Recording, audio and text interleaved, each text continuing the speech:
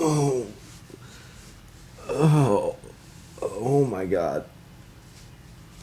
Oh my god. I want to puke. Oh my god, I'm so cold. Oh my god, I need to fix. Build a tolerance to Dream Theater. Hagen. Oh gosh. Porcupine tree. Just doesn't do the trick anymore, man. There's gotta be something else out there, man. There's gotta be something else. What's an Opeth? That's the shit. Hey, it's Mike with Become the Night, and welcome to this episode of Mike. The music snob. If you've been around here a while, you already know that I've explained why Dream Theater does pop better. I went pretty fast through that video, so if you need a refresher or you haven't seen that video, click this card up here and there will be a list of videos that you can go through so you can kind of get caught up to speed. This video is going to be very dense. Let's get started. Opeth, the Swedish word for clinical depression. While they tried to make one attempt at a commercially accessible album when they did Damnation, one would never describe Opeth as pop. But what if I told you they in fact do pop better than pop music artists? You'd probably say, yeah, Mike, I saw your video on Dream Theater, this comes as no surprise. Well, do you know there's stuff that... Yeah. If you recall from my Dream Theater Does Pop Better video, we examined the pop 4-chord progression, or...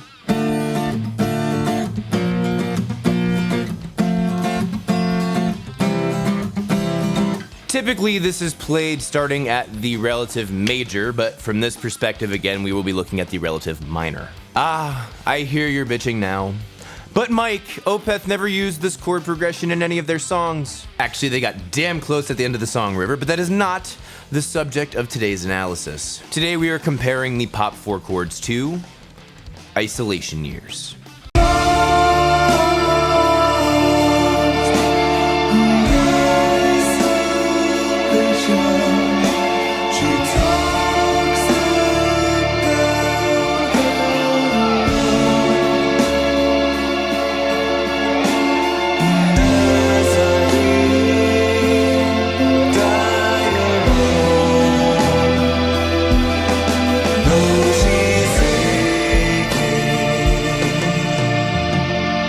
Mate, that's not the pop 4 chord progression. You're right. But these two progressions are more closely tied than you realize. Here's our pop 4 chords again.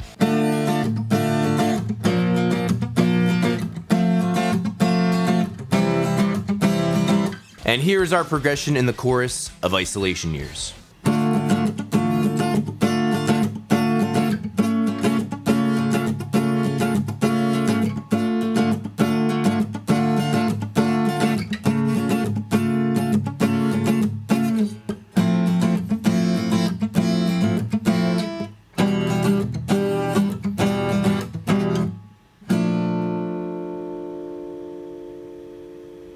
Again, they sound significantly different, but let's dig deeper.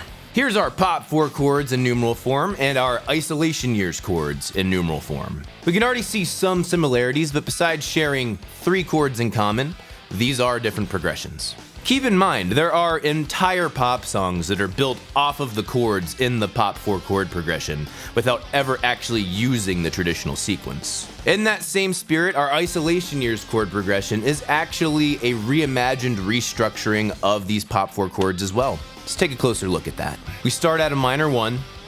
No surprise here. This matches our pop 4 chords. Next, we have an augmented chord at our major 7 chord. That's odd, isn't it? If we look at the notes for C sharp augmented, they look suspiciously familiar to another chord that could possibly replace it. A major. Notice how only one note is different? As a matter of fact, if we rearrange the notes in C sharp augmented, it becomes A augmented, and you can actually notice much easier the differences between the notes. In the context of D minor, A major acts as a dominant. Notice how A major and C sharp augmented both share the notes A and C sharp. These two notes are what will build the tension, pushing us back to D minor. This creates what we would call a dominant feel. So we can also say, rearranging our chord again, that C-sharp augmented can act as a dominant. Mike, why are you putting so much focus on a chord that's not in our pop 4 chords? Because, well, let me explain. The closest thing we have in our pop 4 chords to a dominant of our minor chord is that major 7. In many ballads, anthems, hair rock, hair metal, this major 7 would regularly resolve to the minor 1. If we examine C-sharp augmented and C major side by side, they literally have no notes in common. So why would I attempt to consider this a suitable substitute? We need the context of the melody. If we add the notes for the melody during those two measures over which the chord is played into our analysis, the picture starts to become clearer. Both C-sharp augmented and C major share two notes in common with the melody, and they're not even the same notes. Now you could say this is a coincidence, but let's extrapolate this one more level. Looking back at our isolation years chord progression, the only 3-note chord we have in the progression is the tonic, the D minor. Given the composer's writing style, we could infer if he did in fact use a major 7, it would not be a 3-note chord. It would use 4 notes. I am going to say that given our melody, he would use a C major 6. Now our 7 major 6 chord has 3 notes in common with the melody. But Mike, wouldn't that just be an inverted A minor 7 chord? My analysis, my rules. Shut up. So if it's this much closer to the melody, why didn't he just use the chord that I made up? Let's play them and find out. Lost in isolation, she talks about her love. Lost in isolation, she talks about her love. While the major 7 does feel quite nice, it doesn't quite capture the feel of the song. What is the feel of the song, you may ask? Well, it's about a man who's reading the suicide note of a woman who has already killed herself because she lost her lover. Our C-sharp augmented chord captures the mood much better, giving us this demented feeling with the dissonance of the augmented chord, not to mention there's a tension built up, pulling us back to that minor 1, and not to mention the ethereal quality of an augmented chord, conjuring images of the afterlife. So for all intents and purposes, we can say that our C-sharp augmented and C major 6 chords are similar in function, but do not serve the same functions exactly. When we bounce between this minor 1 and augmented 7 chord, it gives us a very strong poignancy. The familiar melancholy of 1, since it's already stated earlier in the song, and the augmented 7 chord symbolizing learning new information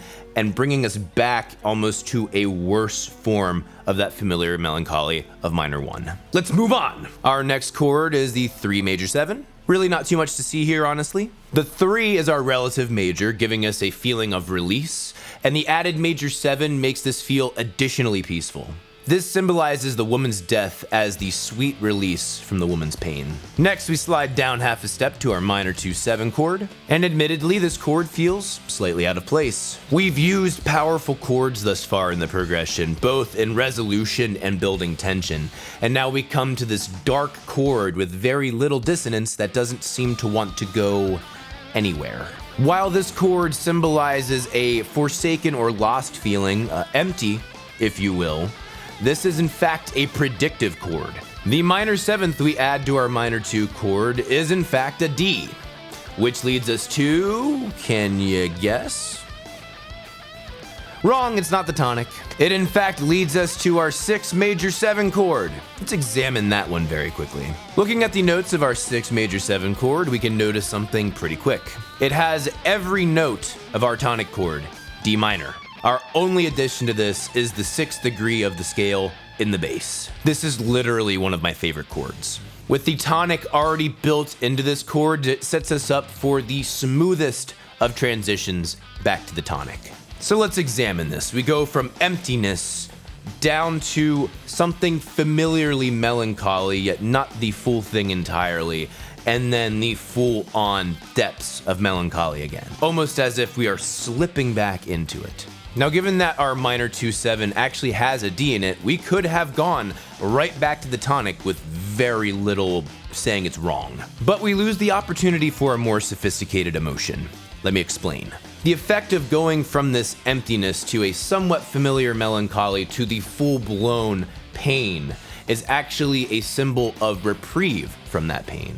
The person has forgotten that they're sad and they feel nothing, a numbness, if you will. And then something in their subconscious gets triggered by something in their environment and reminds them that they're sad and they don't remember why. That would be our 6 major 7 chord. And then the conscious mind catches up and is like, fuck, I'm actually really depressed and I just got reminded of why I'm depressed. That would be returning to our tonic. You're still depressed. It is very powerful stuff. Now, this is a simple chordal analysis of the progression. We've transmogrified our pretend complex emotion of the pop 4 chords into something more refined and tactile. What truly sets this chorus apart from any of the pop choruses is the articulation and subtlety. The articulation of both the acoustic and electric guitars is incredibly dolce, or sweet. It almost comes across as ironic that something so gentle and soothing would be used in such a sad context. Remember, however, that this is in the context of a man reading the suicide note of the woman.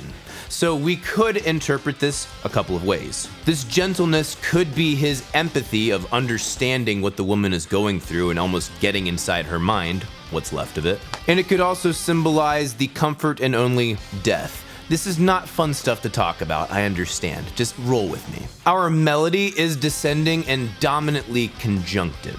This adds to our light and airy feeling, driving further our ethereal mood. Our drums and bass are both minimalist, with the exception of 2 accents with the melody towards the end of our chorus. Typically, you could say this is very flat or even boring. In the context with the rest of the instruments, it actually adds to our emptiness, and even to our melancholy. In one chorus, we have 3 dominant emotions: melancholy, emptiness, the ethereal. Melancholy for depression and grief for the dead, ethereal for both the soul and existential questions, and emptiness for the lifeless body of the woman, despair, and the numbness of depression. And our pop 4 chords give us happy versus sad. Please get dunked on. If you couldn't already tell, I love Opeth, and this is probably my favorite chorus of theirs. There is such a depth of emotion through music that honestly is not that complicated, relatively simple. The depth of emotion through music that really is pretty simple, not that complicated whatsoever, just really well written and arranged, screams masterpiece to me. I have a lot of people tell me that I do not understand pop. First of all, they're typically wrong, but secondly, I might be able to take their critique more seriously if they could tell me they got a fraction of the messaging out of the music in pop that I got out of Isolation Years. Let alone could they pull anything remotely close to this emotional interpretation from Isolation Years if they listened to it themselves. Yet again, we demonstrate that pop is a bag of Doritos sitting next to our gourmet quinoa salad with fresh pita chips. Our salad being elegant, simple, beautiful, and good for you. There's no way you're going to convince me that pop, Americana, trap, country, any of these base level genres are going to even approach the depth of emotion of prog. The first problem that you always seem to forget: yours came in a bag, ready-made. Ours is a handcrafted artisan work. Change my mind. This has been Mike, the Music Snob. If you like this video, if you want to see more videos like it, please support me on Patreon. This is my job, so this is the only way I can keep making videos. You can follow me on Facebook, Instagram, Twitter, @BecomeTheNight. Thank you guys so much for watching. See you in the next video. Rock on!